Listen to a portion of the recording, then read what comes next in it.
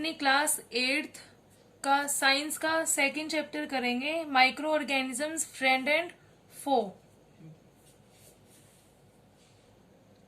सो micro organisms क्या होते हैं? वो लिविंग ऑर्गेनिजम्स जिसको हम देख नहीं पाते, वो माइक्रो ऑर्गेनिजम्स, वो माइक्रोब्स जो इतने छोटे होते हैं जिसको हम अपनी नेक्ड आई से नहीं देख पाते, वो होते हैं माइक्रो ऑर्गेनिजम्स।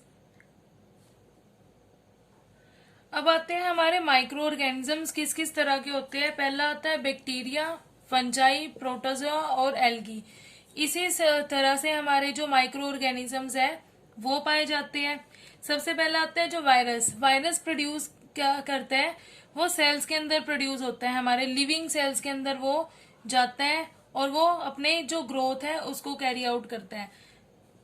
उसके बाद जो हमारी डिजीज है वो वायरस से कौन कौन सी है? लाइक कॉमन कोल्ड हो गया, आपको कफ है, एंड फ्लू जो है वो हमारे वायरस कॉजिंग डिजीज है जो कि हमारे वायरस से होती है। उसके बाद आते हैं प्रोटोजोआ से कौन कौन सी डिजीज है हमारी?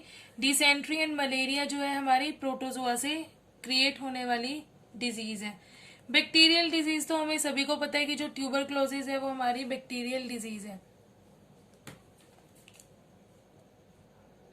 उसके बाद आते हैं हमारे कुछ माइक्रो ऑर्गेनिजम्स ऐसे होते हैं जो कि फ्रेंडली होते हैं हमारे लिए। वैसे तो बैक्टीरियल माइक्रो ऑर्गेनिज्म फ्रेंडली होते तो है, बट कुछ नहीं होते जो कि हमें डिजीज क्रिएट करते हैं माइक्रो ऑर्गेनिजम्स। सबसे पहले जो कर्ड बनाने के लिए यूज होता है, आपको ब्रेड बनाने के लिए और केक वगैरह बनाने के लिए जो माइक्रो ऑर्गेनिजम्स का हम यूज करते हैं वो होते हैं हमारे फ्रेंडली माइक्रो ऑर्गेनिजम्स। कर्ड के अंदर हमारा क्या होता है? लैक्टोबैसिलस जो हमारा कर्ड के अंदर पाया जाता है। उसके बाद आता है आपका फर्मेंटेशन। फर्मेंटेशन क्या होता है? Conversion of sugar into alcohol. हम शुगर को अल्कोहल के अंदर जब चेंज करते हैं उस प्रोसेस को हम क्या बोलते हैं? फर्मेंटेशन।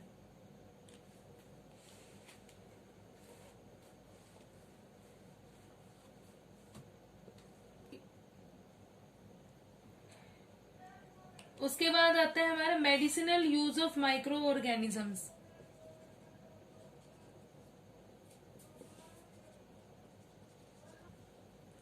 उसके बाद आता है आपका medicinal use of micro organism. कुछ माइक्रो ऑर्गेनिज्म हमारे मेडिसिन बनाने में भी यूज होते हैं, जैसे हमारे जो एंटीबायोटिक टैबलेट्स जो है, हमारे इंजेक्शंस है, वो हमारे माइक्रो ऑर्गेनिजम्स की हेल्प से क्या होते हैं? बनाए जाते हैं। जैसे हमारा एंटीबायोटिक, एक पेनिसिलिन मोस्ट इम्पोर्टेंट एग्जाम्पल है आपका एंटीबायोटिक। आपको एग्जाम में भी आ सकता है नेम वन एंटीबायोटिक, तो पेनिसिलिन जो है हमारा वो एंटीबायोटिक है जो कि काफी डिजीज में यूज होता है। उसके बाद आते हैं हमारा हार्मफुल माइक्रोब्स। जैसे हमारे कुछ फ्रेंडली माइक्रोब्स थे, वैसे ही हमारे हार्मफुल माइक्रोब्स भी होते हैं।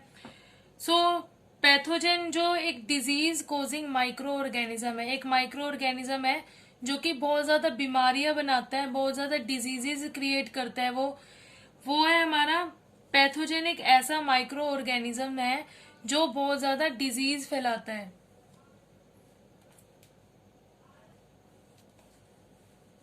नेक्स्ट है अभी हमारा कम्युनिकेबल डिजीज। नेक्स्ट टॉपिक है हमारा कम्युनिकेबल डिजीज। जो क्या होती है? वो from healthy person, infected person to healthy person फैलती है।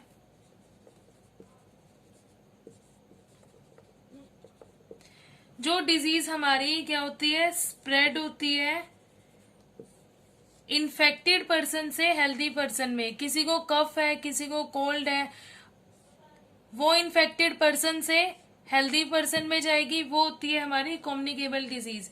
किसी को कोल्ड है, किसी को कफ है, उसने आपके सामने क्या कर दिया? स्नीज कर दी। वो स्नीज के जो ड्रॉपलेट्स हैं वो हमारे इन्फेक्टेड पर्सन से किस में जाएंगे?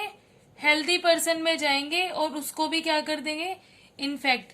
जैसे आजकल बहुत कोविड जो है हमारी काफी कम्युनिकेबल है, वो कैसे जा रही है? हमारी ट्रांसमिट हो रही है कोविड-19 फ्रॉम इन्फेक्टेड पर्सन से कैसे इन्फेक्ट कर रही है वो दूसरों को, हेल्दी पर्सन को इन्फेक्ट कर रही है। सो वो हमारी डिजीज होती है कम्युनिकेबल डिजीज, जो कि एक इन्फेक्टेड पर्सन से हेल्दी पर्सन में ट्रांसमिट होती है, ट्रांसफर होती है वो डिजीज। कम्युनिकेबल हमारी डिजीज कितने टाइप्स की है? पहली आ जाती है हमारी कॉलरा जो है,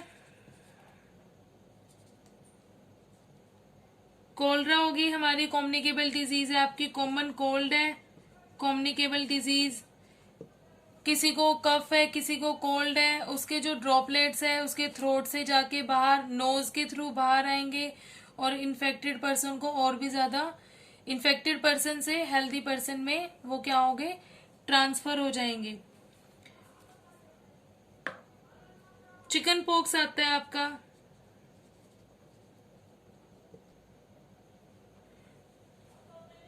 उसके बाद हमारी कम्युनिकेशन,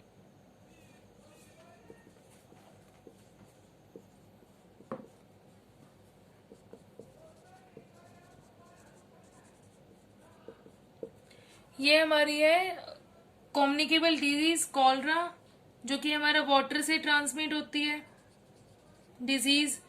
हमारी कॉमन कोल्ड, हमारा चिकन पॉक्स एंड जो ट्यूबरक्लोसिस है, ये हमारी कम्युनिकेबल डिजीज के एग्जांपल्स हैं।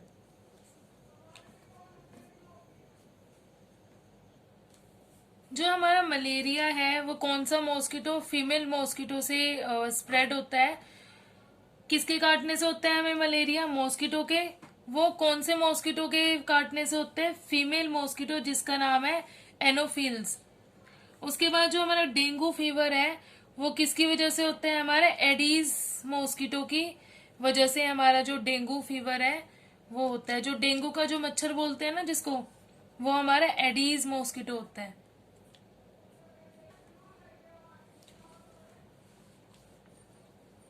नेक्स्ट आता है आपका topic food poisoning.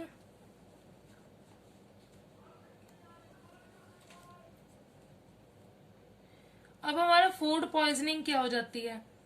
Food poisoning कैसे होती है? जब हम जो अपना फूड है वो क्या खा लेते हैं? स्पॉइल फूड खा लेते हैं।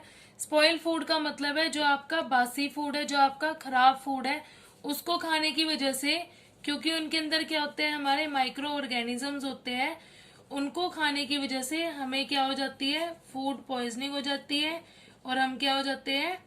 बीमार। नेक्स्ट टॉपिक आपका आता है फूड प्रिजर्वेटिव्स। फूड प्रिजर्वेटिव्स मतलब होता है कि जो हम फूड है अपना उसको प्रिजर्व कैसे रख सकते हैं, बचा के कैसे रख सकते हैं, ज्यादा देर तक कैसे उसको मतलब खराब होने से हम बचा सकते हैं। सो हम क्या करते हैं, जो विनेगर है वो हम ऐड कर देते हैं किसके अंदर? अपने पिकल्स के अंदर।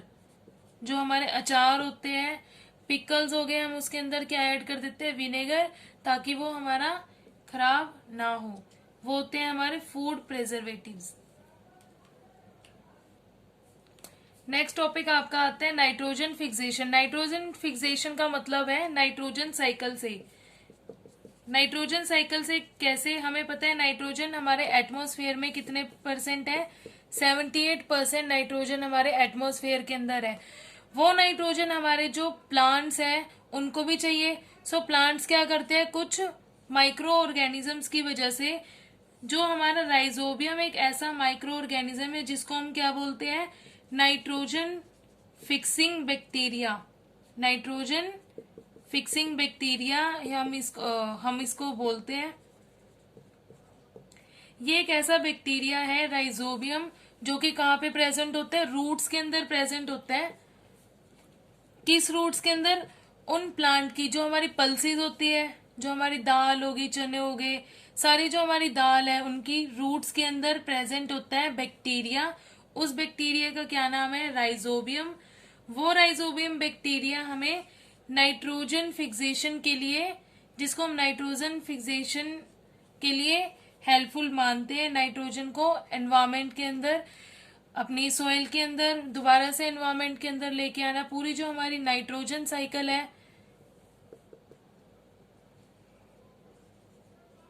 नाइट्रोजन साइकिल बनाना ये इन्हीं बैक्टीरिया की वजह से होता है, जिसको हम राइजोबियम भी बोलते हैं। सो आज का हमारा यहीं पे कंप्लीट होता है चैप्टर आपका, जो कि क्लास 8th का था।